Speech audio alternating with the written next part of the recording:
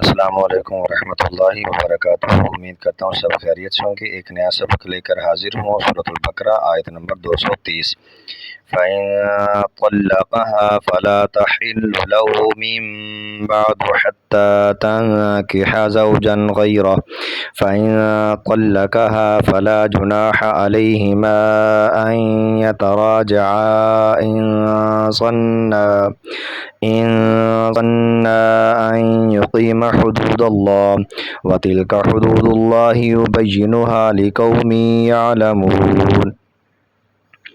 پھر اگر شوہر بیوی کو تیسری طلاق دے دے تو اب وہ عورت اس کے لیے حلال نہ ہوگی جب تک دوسرے خاوند سے نکاح نہ کرے۔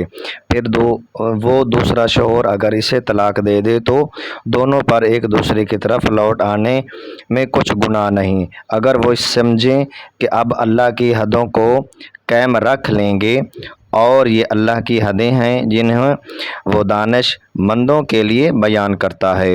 اللہ تبارک و تعالی عمل کی توفیق عطا فرمائے، آمین۔